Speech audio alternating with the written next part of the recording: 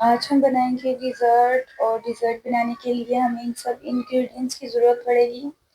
तो चलो video start करते हैं। सबसे पहले हम जेली को क्यूब्स की शेप में कटिंग कर लेंगे। क्रीम ऐड करेंगे, दूध ऐड करेंगे, कंडेंस मिल्क ऐड करेंगे, जेली ऐड करेंगे,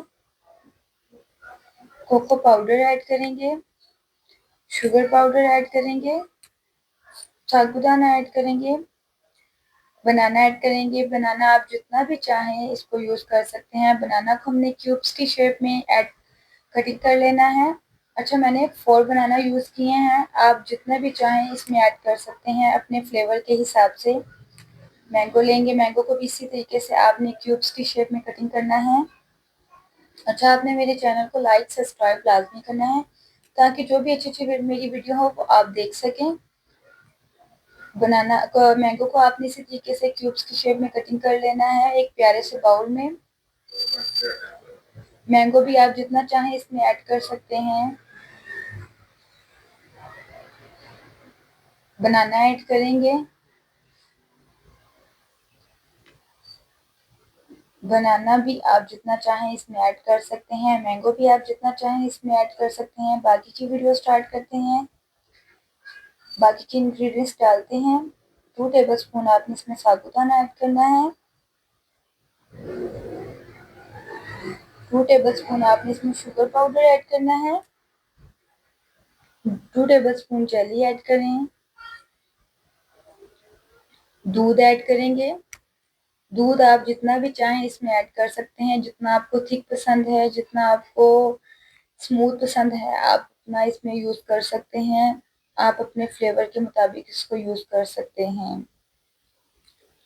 क्रीम ऐड करेंगे। 4 टेबलस्पून आपने इसमें क्रीम ऐड करनी है। क्रीम भी आप जितना चाहें इसमें ऐड कर सकते हैं। मैंने इसमें 4 टेबलस्पून ऐड की है। आप इसमें जितना भी चाहें क्रीम को ऐड कर सकते हैं, जितनी आपको स्मूथ अच्छी लगती है या थिक अच्छा लगता है। कंडेंस मिल्क ऐड करेंगे। अच्छा, कंडेंस मिल्क जो है आपने जितना चाहे इसमें डाल सकते हैं टेस्ट के मुताबिक। जो कंडेंस मिल्क है कुछ लोगों को नहीं पसंद होता, तो इसलिए आप इसमें प्लेन शुगर पाउडर भी यूज़ कर सकते हैं। शुगर पाउडर भी डाल सकते हैं, कंडेंस मिल्क भी डाल सकते हैं। हाफ टेबल स्पून हम इसमें कोको पाउडर ऐड करेंगे। कोको पाउडर ऐड करने के बाद हम इसको अच्छे तरीके से मिक्स करेंगे कि कोई भी इंग्रेडिएंट्स इसमें हमने जो जो डाले हैं वो टूटने नहीं चाहिए। मैंगो, एप्पल, बनाना या जेली, जो चीज़ें भी हैं वो टूटनी चाहिए। अच्छे तरीके से हम इसको मिक्स करेंगे और फ्रीज़र में थिक होने के लिए रख देंगे।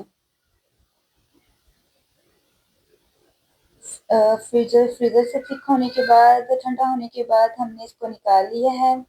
अभी ये रेडी हो चुका है, रेडी टू ईट। आप इसको एंजॉय कर सकते हैं। Thank you.